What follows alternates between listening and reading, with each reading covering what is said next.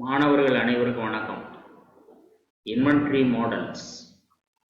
Inventory may be defined as the stock of goods, commodities, or other economic resources that are stored or reserved for smooth and efficient running of business. தொழில் வளத்தை பாதிக்காத வண்ணம் மூலப்பொருட்களையோ அல்லது உற்பத்தி பொருட்களையோ சேமித்து வைத்து பயன்படுத்தும் முறை inventory models. Costs involved in inventory problem. Various costs involved in the inventory problems. First, holding cost. The cost associated with carrying or holding the goods in stock is known as holding cost or carrying cost per unit time. பதப்படுத்தி அல்லது சேமித்து வைத்த பொருட்கள் அவற்றை பாதுகாப்பதற்கு ஆகும் செலவு. பாதுகாப்பதுன்னா அது எலக்ட்ரிசிட்டி, லேபர் சார்ஜஸ், டாக்ஸஸ், இதெல்லாம் அந்த நடைமுறை செலவுகள், அதெல்லாம் ஹோல்டிங் காஸ்ட்ஸ்.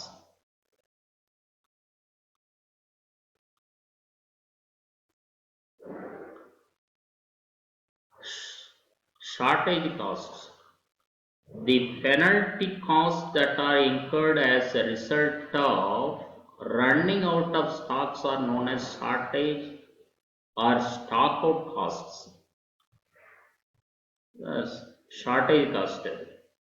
ஒருவேளை நம்ம ரன்னிங் அவுட் ஆஃப் ஸ்டாக் பண்ண முடியலை, மெயின்டைன் பண்ண முடியலைன்னா அதற்கான செலவு தொகை. அந்த மாதிரி நம்ம சேமித்து வைத்து பயன்படுத்தும் முறையில் இடர்பாடு ஏற்பட்டு விட்டது அப்படின்னா அது ஷார்டேஜ் காஸ்டாக போயிடும். அதுக்கான பெனால்ட்டி. Setup cost C3.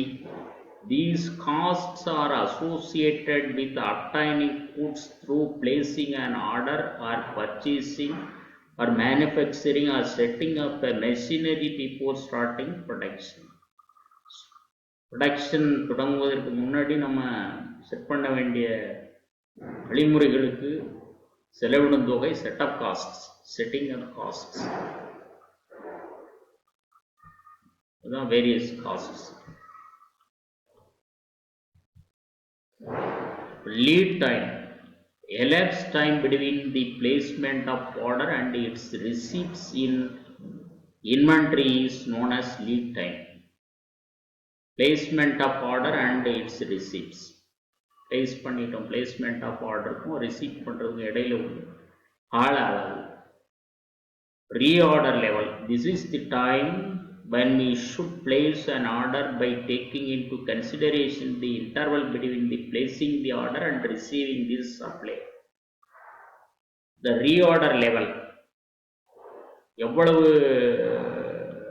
பொருட்களை நாம் சேமித்து வைத்திருக்கின்றோம், அது எவ்வளவு குவான்டிட்டி வருகிற போது நம்ம மீண்டும் அதை ஆர்டர் பண்ணணும். அதுதான் reorder level.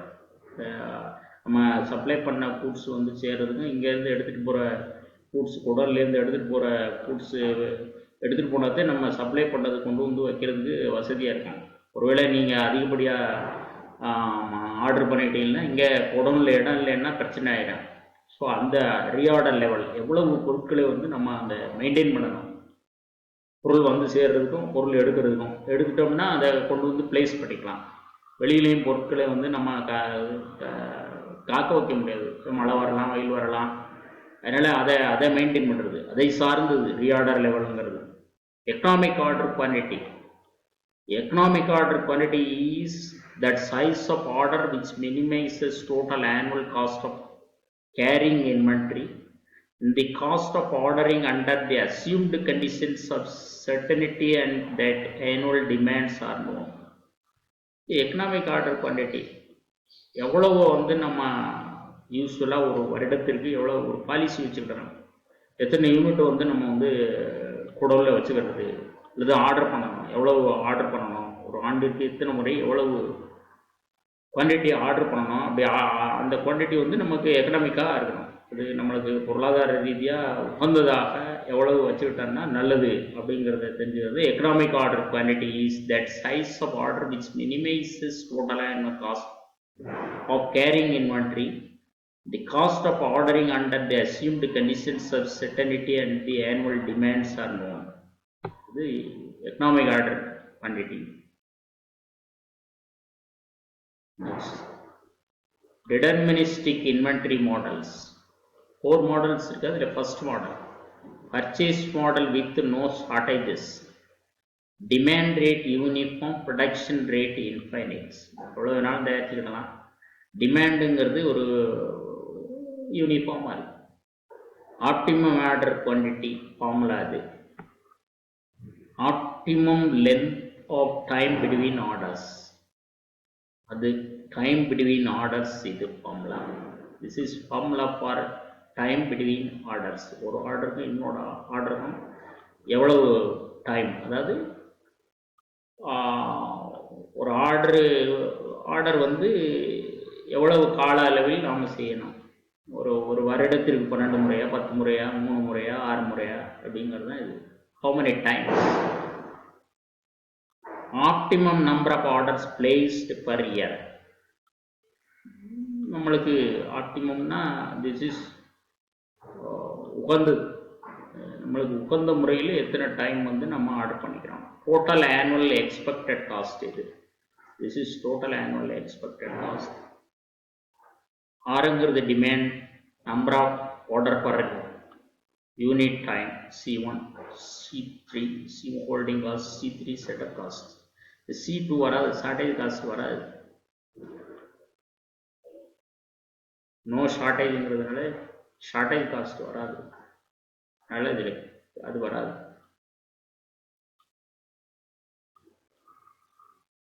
Problem. Manufacturing company purchases 9,000 parts of machine for its annual requirements, ordering 1 month usage at time. ஒரு மாதமும் அவங்க வந்து ஆர்டர் பண்ணுவாங்க. அவங்களுக்கு ஆண்டிற்கு 9,000 பார்ட்ஸ் தேவைப்படுகிறது. Each part cost ₹20. ஒவ்வொரு பார்ட்டும் 20 ரூபாய். The ordering cost per order is 15. Ordering cost வந்து 15. C3. Carrying charges are 15% of the inventory per year. 15%. Carrying காஸ்ட்டுங்கிறது C1. C1ங்கிறது என்னன்னு கேட்டீங்கன்னா, இந்த காஸ்ட் யூனிட் காஸ்ட் இருக்கு இல்லையா, அந்த யூனிட் காஸ்ட்ல 15%. அதுதான் இப்படி சொல்லியிருக்காங்க. You have been asked to suggest a more economical purchasing policy for the company. What advice would you offer and how much would it save the company per year? உங்கள்கிட்ட suggestion கேட்குறாங்க. அப்படின்னா நீங்கள் economic order குவான்டிட்டியை follow பண்ணுறதுனா நீங்கள் அந்த கம்பெனிக்கு நீங்கள் உங்களுடைய ஒப்பீனியன் என்ன, உங்களுடைய கருத்தை நீங்கள் தெரியப்படுத்துங்க அப்படிங்கிறது தான் இந்த ப்ராப்ளம். சொல்யூஷன். டிமாண்டுங்கிறது 9,000 பார்ட்ஸ் பர் இயர், அது 6. C1ங்கிறத நான் இங்கே சொன்னேன். C1 is carrying cost 15% of the unit cost. Unit costங்கிறது 20ல 15%ங்கிறது 3 ரூபாய். இப்போ எழுதுவோம் அதை.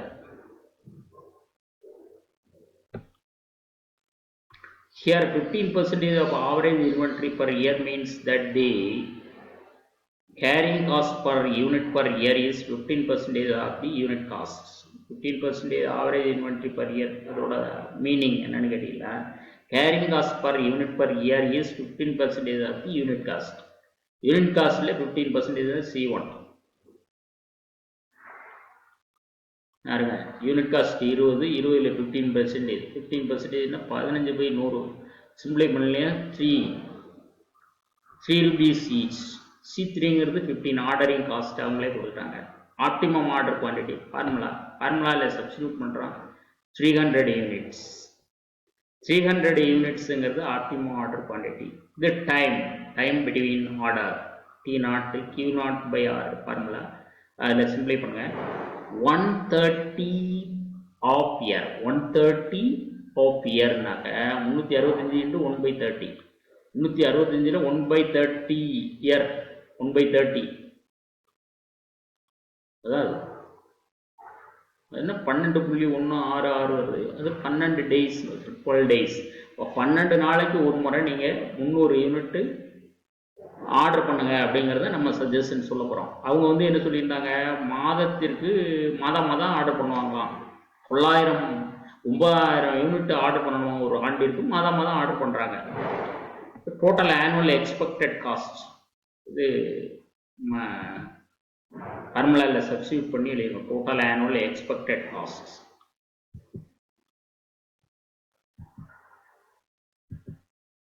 அடுத்தபடியாக, if the company follow the policy of ordering every month, then the annual ordering cost becomes annual ordering cost. இப்போ 12 ஒவ்வொரு மாதம்னா 12 மாதம் ஆர்டர் பண்ணணும். ஒவ்வொரு மாதம் ஆர்டரிங் காஸ்ட் 15, சிம்பிளி 180 rupees அவங்களுக்கு செலவாகும். Lot size of inventory each month ஒவ்வொரு மாதம் தான் அவங்க பண்ணுறதா சொல்லியிருந்தாங்க. அதனால் ஒவ்வொரு மாதம்னா 9,000/12, 9,000/12, 9,000 டிவைடட் பை 12, அதில் 750 பார்ட்ஸ். இது ஒவ்வொரு மாதம் 750 பார்ட்ஸ் அவங்க ஆர்டர் பண்ண வேண்டியிருக்கான். Average inventory at any time, இது என்னன்னு கேட்டிங்கன்னா 375ங்கிறது இது this is formula for average inventory. ஆவரேஜ் இன்வென்ட்ரின்னா திடீர்னு நீங்கள் ஆர்டர் பண்ணுற ஒரு பாலிசியை ஃபாலோ பண்ணாமல் திடீர்னு ஆர்டர் பண்ணி 375 பார்ட்ஸ் ஆர்டர் பண்ணணும். திடீர்னு பண்ணால் எப்போ வருடத்திற்கு 9,000 பார்ட்ஸ் தேவைப்படுது, திடீர்னு ஆர்டர் பண்ணால் 375 பாட்டு ஆர்டர் பண்ணணும். ஆனால் நம்ம என்ன கண்டுபிடிச்சி வச்சுருக்கோம்னா 300 பாட்டு ஆர்டர் பண்ணுங்க, 12 நாளைக்கு ஒரு தடவைன்னு ஏற்கனவே கண்டுபிடிச்சி வச்சுருக்கோம். இப்போ நம்ம இதை கால்குலேட் பண்ணாதான் அவங்களுக்கு எவ்வளோ நஷ்டம் ஆகுது அப்படிங்கிறத சஜஸ்ட் பண்ண முடியும். Storage cost at any time.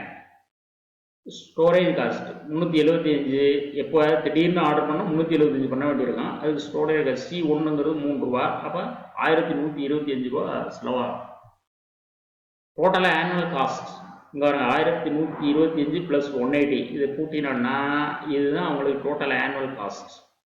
நம்ம என்ன சொல்கிறோம் அப்படின்னு கேட்டிங்கன்னா, therefore the company purchases 300 parts at time interval of 12 days. 12 நாளைக்கு ஒரு தடவை 300 வந்து நீங்கள் 300 பார்ட்ஸ் ரெகுலராக ஆர்டர் பண்ணிகிட்டே இருந்தீங்கன்னா 9,000 ரெக்குயர்மெண்ட்டை வந்து நீங்கள் சரி பண்ணிக்கலாம், உங்களுக்கு பிரச்சனை வராதுங்கிறது. இது நம்ம எக்கனாமிக்கல் ஆர்டர் குவான்டிட்டி, இது ஆப்டிமம் ஆர்டர் குவான்டிட்டின்னு பேர். இது பேர் 12 நாளைக்கு ஒரு தடவை 300 பார்ட்ஸ் வந்து நீங்கள் ஆர்டர் பண்ணுங்கள். ஒருவேளை அவங்க வந்து 750 பார்ட்ஸை மாதம் பண்ணினா அது பதிலாக பண்ணாமல் நீங்கள் 300 instead of ordering 750 parts each month, 750 parts மாதம் பண்ணுறது பதிலாக 300 பார்ட்ஸை வந்து 12 நாளைக்கு ஒரு தடவை பண்ணுங்கிறது நம்ம சஜஷன். அப்படி பண்ணினா 300 பார்ட்ஸுக்கு 3 ரூபா, 300 × 3 9,000 ரூபா, 300 × 3 9,000 ஏற்கனவே அவங்க ஆர்டர் பண்ணின காஸ்ட்டு. இது அவங்க அப்படி பண்ணாமல் விட்டாங்கன்னா, திடுப்புன்னு பண்ணாங்கன்னா 375 பண்ணாங்கன்னாக்கா அவங்களுக்கு இவ்வளவு செலவாகுது. ஸோ நம்ம எவ்வளோ சேவ் பண்ணி கொடுக்குறோன்னா 405 ரூபா சேவ் பண்ணுற பர் இயர். எப்போ 300 பார்ட்ஸு 12 நாளைக்கு ஒரு தடவை பண்ணினா 405 ரூபா சேவ் ஆகுங்கிறத நம்ம suggestion. Therefore, the company purchases 300 parts at time interval of 12 days instead of ordering 750 parts each month. ஒரு மந்த்லையும் 750 பார்ட்ஸு நீங்கள் வந்து பர்ச்சேஸ் பண்ணுறது பதிலாக 12 நாளைக்கு ஒரு தடவை 300 பார்ட்ஸை நீங்கள் வந்து பர்ச்சேஸ் பண்ணுங்கிறது நம்ம சஜஷன். அப்படி பர்ச்சேஸ் பண்ணினா இது அவங்களுக்கு எக்கனாமிக்கலாக சேவ் ஆகும். எப்படி 300 × 3, அதுதான் வந்து ஹோல்டிங் காஸ்ட் 9,000 ரூபா.